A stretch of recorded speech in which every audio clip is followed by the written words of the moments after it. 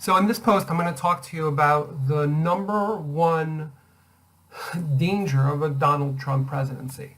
Now, for those of you who are head over heels into politics right now, this is definitely not a political post.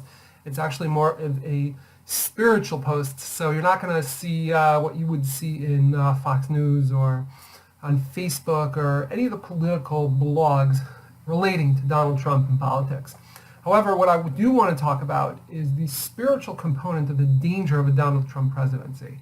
And I actually wanted to make this post before the election, and I'm actually happy that I didn't, because in thinking and formulating this post, I actually realized that there's a far grave danger than the one that I'm actually about to mention to you. So the danger that I originally thought of when I thought of putting this post together is the danger as follows: is when we have a leader that, like, let's say Purim just passed, like Achashverosh, who was out to destroy the Jews, it kind of makes it a little bit easier to turn and say, hey, God, help us out. But when you have someone in the political power that you feel, and nobody knows what's going to happen, nobody knows what Donald Trump is going to do. We know what he says he's going to do. And based on what he says he's going to do, we feel like we kind of got this covered. It's like the guy that is driving around Manhattan and he's looking for a parking spot. He's like, please God, I need a parking spot. And then all of a sudden, somebody pulls out. He's like, never mind, God, I got this, right? It's like, it's obviously that's funny, but, on some level, it's very easy to fall into that trap when you have somebody in government who you think is going to have the capacity and has the ability to change anything for you in your life. And the danger that I speak of is putting our faith in others, putting our faith in something other than the one being that has the ability to change, that has the ability to protect Israel, that has the ability to improve our economy, that has the ability to give us affordable health care, that has the ability to do all these things. Think about it. Trump can't even do anything. Look, he's trying to do an executive order, and he can't even get the executive order to stay. So, we have Congress, and there's so many different components to it. We cannot turn to anybody other than Hashem, anybody other than God, for our own protection, for our own success, for anything that has to do with affecting change in the world. God is the ultimate source of good, and God is the only one that we need to turn to. So on that note, I think that's a very, very powerful message. I think it's especially over the last year and a half since Donald Trump announced that he was going to be running for president.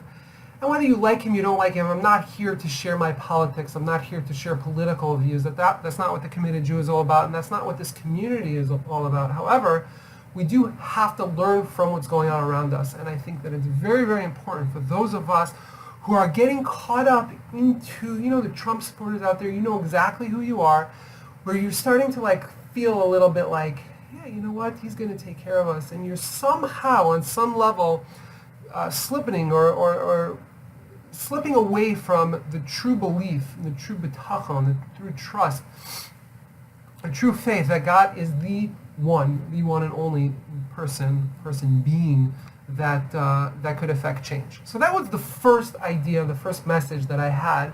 And then I thought of this post, the number one danger of a Donald Trump presidency.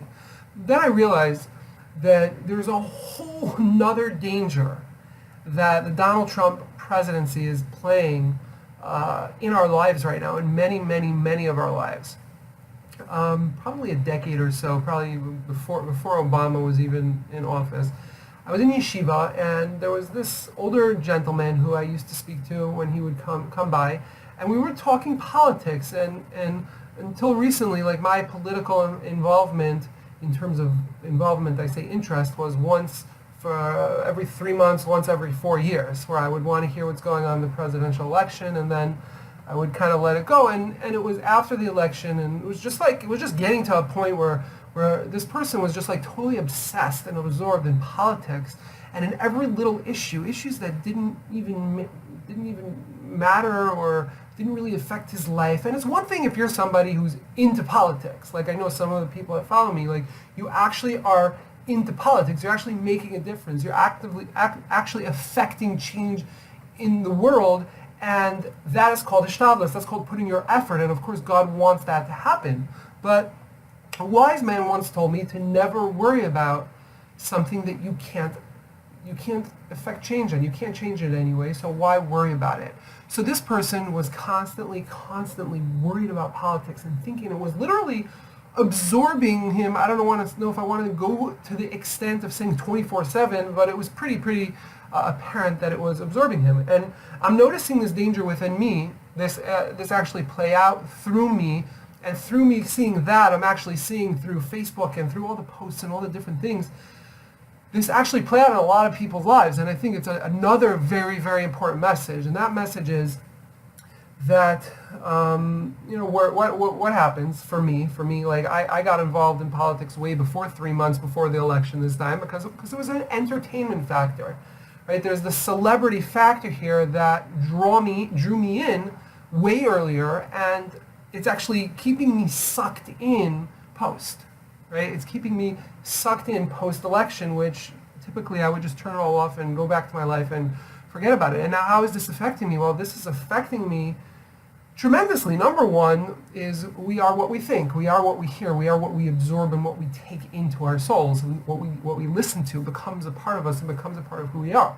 So just by me listening to that stuff and feeding my mind with that, it's really not putting me in a good place to work towards reaching my goals and work towards reaching my purpose as a committed Jew. I'm here, I have a mission, I'm here for a purpose, and my job is to go through life and uncover that purpose and so on and so forth.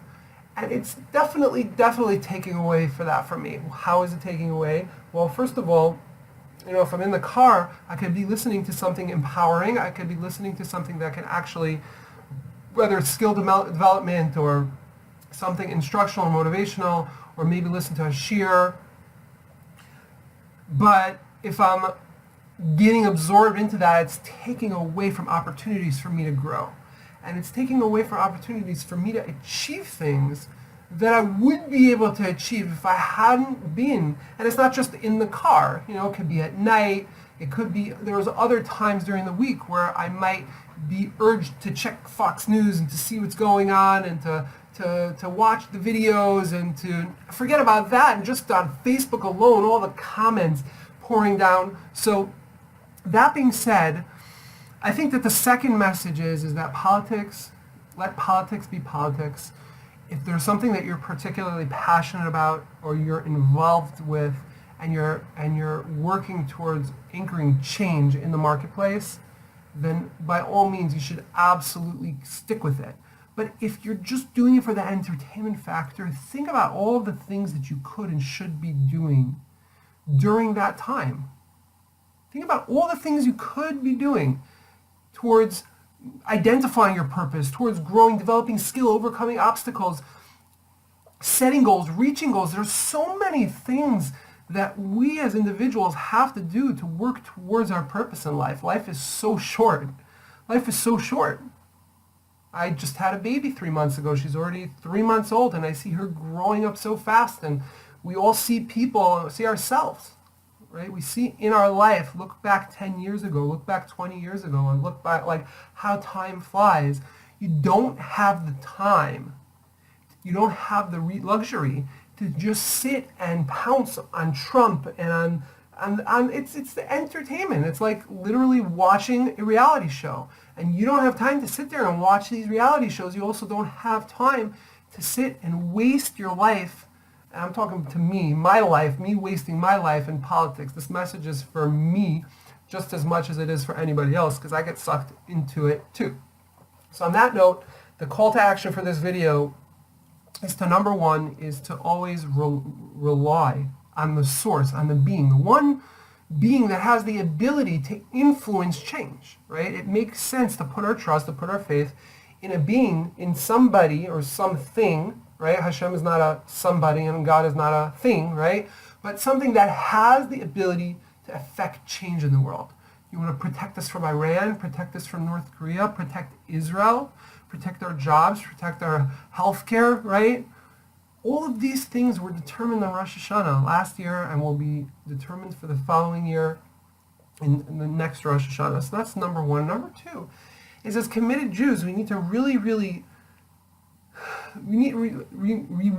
need to empower ourselves with the strength to go out and identify and determine why are we here, what are we here to accomplish, and use the time that we have at night, instead of sitting there and getting absorbed with politics, use it to affect change in the positive. Use it to reach your purpose. Use it to tap into yourself. What is your purpose? What are your strengths? Where can you pour down acts of kindness in order to help people? What are your strengths and your weaknesses and things that you've personally had to overcome in your life where you can go out into the world and make a difference? And those are the two messages. I would love to hear your comments. Please post comments below. Send me a message. Don't forget to like us on Facebook at The Committed Jew. And I will see you in the next post.